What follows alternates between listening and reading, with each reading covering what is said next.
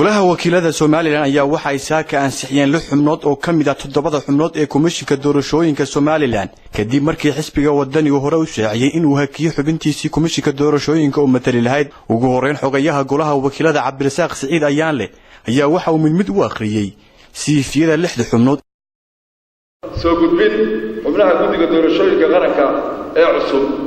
mudana gudoomiye sida la socoto waxa dhamaad ku dhow mutaxiliidkii guddiga doorashooyinka qaranka waxaana la gaaray waqtigii la idin soo gudbin lahaa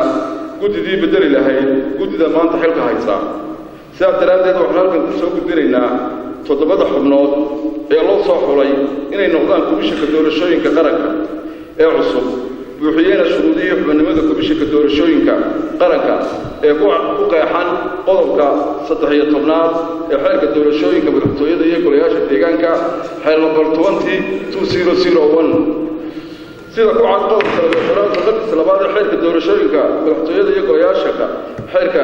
20 waxa soo xulay xubnaha guddiga doorashooyinka qaranka golayaasha guurtida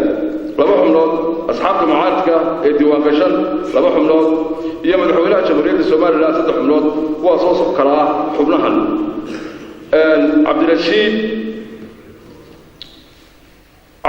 injineer Cabdirashiid Maxamuud Cali Allah mahadle madaxweyne Muuse Biixi Cabdi waxaan akhriyeynaa warqadii guddida ku shaqeeya golaha wakiilada guddiga arrimaha gudaha warqadoodii ujeedada ansixinta xubnaha guddiga doorashooyinka qaranka guddiga goluhu markay aragtay digreetada madaxweynaha ee taariikhdeedu ahayd 10/2019 kuna taariikhsanayd 12/10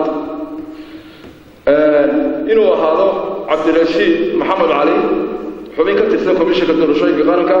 guddiga oo gudinaya waajibaadkooda ku tilmaamay qodobka 3 xubintiisa koowaad ee dastuurka jamhuuriyadda Soomaaliland guddigu markay aragtay qodobka 12 xarafkiisa D ee xeerka doorashooyinka madaxtooyada iyo golayaasha xeerka deegaanka guddigu markay aragtay qodobka 13 xubintiisa koowaad 2 afraad shanaad lixaad toddobaad iyo sideedaad xeerka doorashooyinka madaxtooyada iyo golayaasha deegaanka waxaa noo soo baxday inuu buuxiyay shuruudaha uu xeerka dhigayo guddi ahaan waxaan ku qanacnay aqoontiisa waayo-aragnimada uu leeyahay xilka loo magacaabay sidaas daraadeed waxaan guud ahaan soo jeedinaynaa golaha weynaha inuu ku qanacsano lana ansixiyo mudane Cabdirashiid Maxamed Cali Allah mahadle guddidu way saxday maxaa soo kooban baynu gelaynaa Maxamuud Daahir Jaamac CV saaray yiragalo wuxuu ka soo baxay bachelor of engineering 1990 ila 1994 wuxuu kaloo diblooma ka haystaa engineering 81 wuxuu ka soo bartay waddanka Hindiya shaqooyinkiisa inuu galaynaa wuxuu soo noqday wasiir dawladii xanaanada xoolaha 2015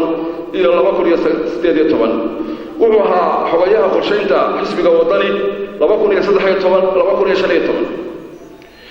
wuxuu ahaa task force ka mid ah National Election Commission ka Somaliland 2013 ila 2015 wuxuu ka ahaa vice chairman gudoomiye ku-xigeenka labaad ururkii loola jiray ummadda shaqooyinkiisu waa badan yahay wuxuu soo shaqeeyay meelaha Sacuudiga ka soo shaqeeyay halkan waxaa ku lifaaqan warqadiisii caafimaadka iyo tiisiisa bilaanta Maxamuud Daahir Jaamac تيم الحتوية ونجا خلتي قد دوما نوريه جنا أصلاً تحمين تدورشوي كمحمد براداي أركا قد دو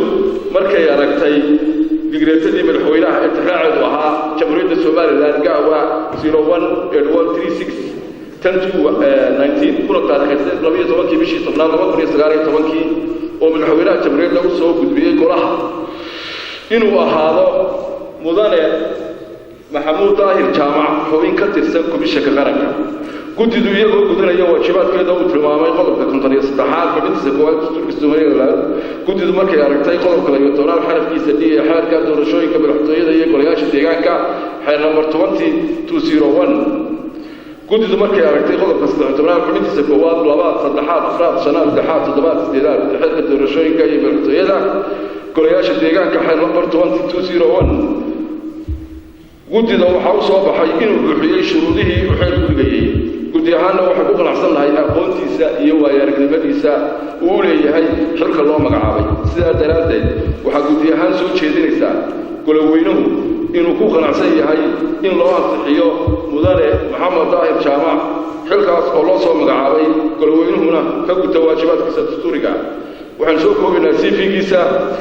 waxbarashadiisa 84-89 wuxuu ka soo baxay iskuulka yaashi maxamuud al-qudbi oo ku yaala baran 88-94 wuxuu ka baxay dugsiga sare ee la yidhaahdo xayaat islaamic aan shareeca loo baran 1986 ilaa 1984 wuxuu dugsigiisii baran buu ka soo baxay secondary-ga wuxuu ka qaatay iskuulka la yidhaahdo nawawi boosaaso 1998 sano diploma ka qaatay university la yidhaahdo boosaaso 202 diploma ka qaatay college boosaaso ku yaala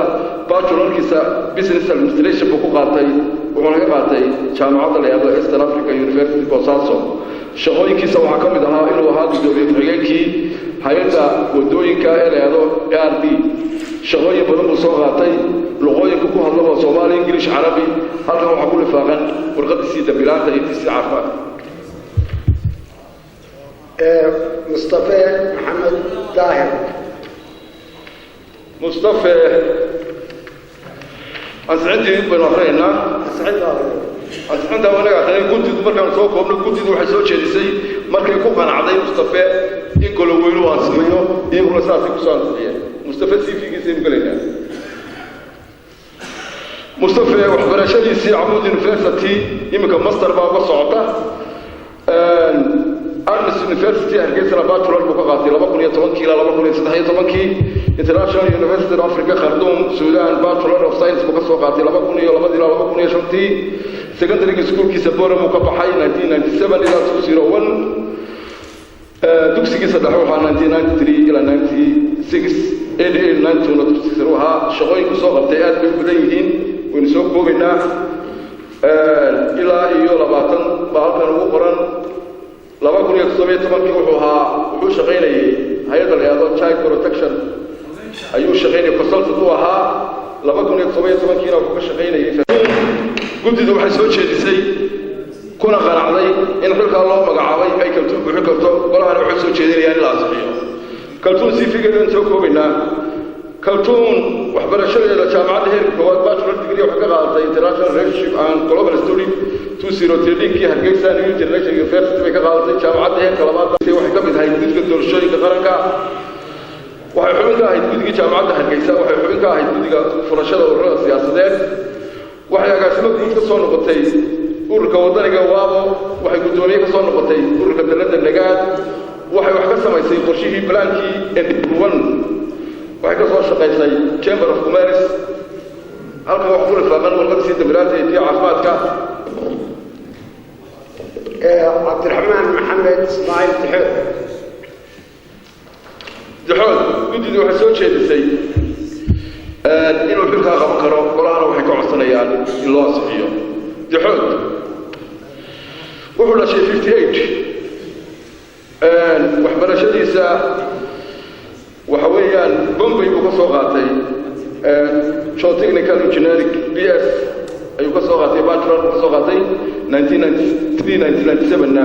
wuxuu ka baxay Faarax Omar intermediate-kiisina wuxuu ka baxay 1969-73 1975-69 wuxuu ka baxay maxaan raadayay dugsigiisa hoose shaqooyinkiisu Somaliland Hospital Darisbo Faisal oo ahaa 2005 ilaa 2009 2003 ilaa 2006 oo ahaa wasiirkii macdanta ee dawladda Riyaale 1992-2002 wuxuu ahaa private business ku ka ahaa halka waxa ku lifaaqan warqadiisii dambilaanta tiisii caafimaadka حسن يوسف تعالى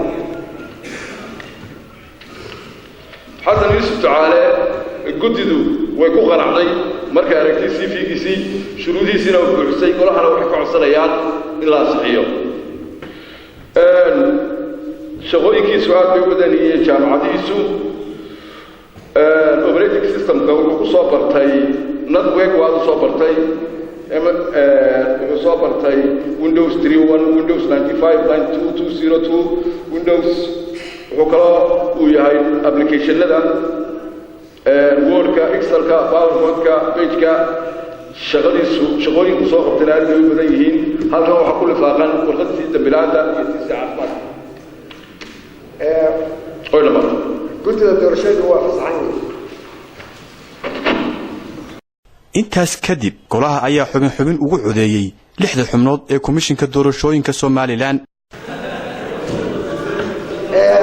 codayn baa la keenayaa dhaqdhaqaaqa la joojiyo 6 baa fadhiya xildhibaanada ogol in la asixiyo Cabdirashiid Maxamuud Cali gacanta taagan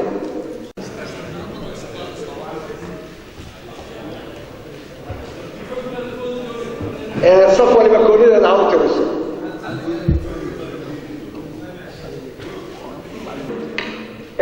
عبد الرشيد محمود علي وحا أطلالي كنت الحلبان